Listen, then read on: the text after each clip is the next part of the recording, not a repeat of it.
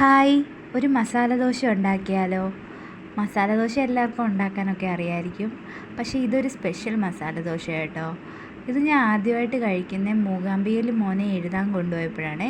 അവിടെ നമ്മൾ എഴുതിച്ചിട്ടൊക്കെ ഇറങ്ങിയിട്ട് ഒരു ഹോട്ടലിൽ കയറി മസാല ദോശ കഴിച്ചായിരുന്നു. അപ്പോൾ അവിടെ ആണെങ്കിൽ ഇതുപോലെ ഈ മസാല ദോശയ്ക്കകത്ത് ഇതുപോലെ ഇങ്ങനെ ആ ദോശ നല്ല റെഡ് കളറിലാണ് ഇരിക്കുന്നത്. എന്നിട്ട് അതിനകത്ത് ഇതുപോലെ മസാല വെച്ച് തരും. അപ്പം മസാലയൊക്കെ ഉണ്ടാക്കാൻ എല്ലാവർക്കും അറിയാമായിരിക്കും. ഉരുളൻകിഴങ്ങ് മസാല അത് ഞാൻ റെഡിയാക്കി എടുക്കുന്നുണ്ട്.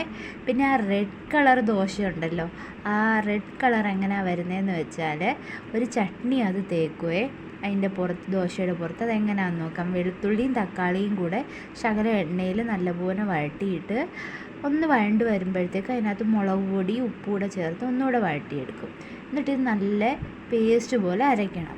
എന്നിട്ട് നമ്മൾ സാധാ ദോശ ഇടുന്ന പോലെ നല്ല പരത്തി ദോശ ചുട്ടിട്ട് ആ ദോശമാവ് ഒന്ന് വെന്ത് വരുമ്പോഴത്തേക്കും നമ്മൾ ഈ റെഡിയാക്കി വെച്ചേക്കുന്ന ചട്നി അതിനകത്തോട്ട് പുരട്ടി കൊടുക്കാം. എന്നിട്ട് അത് നല്ലപോലെ സ്പ്രെഡ് ചെയ്തിട്ട് നമ്മൾ ജാമൊക്കെ തേക്കത്തില്ലേ ദോശ ഇതിൽ ബ്രെഡിൽ, അതുപോലെ ഒന്ന് സ്പ്രെഡ് ചെയ്ത് കൊടുത്ത് നെയ്യ് വേണമെങ്കിൽ നെയ്യ് മുകളിൽ നിന്ന് ഇങ്ങനെ ഇട്ട് കൊടുക്കാമേ.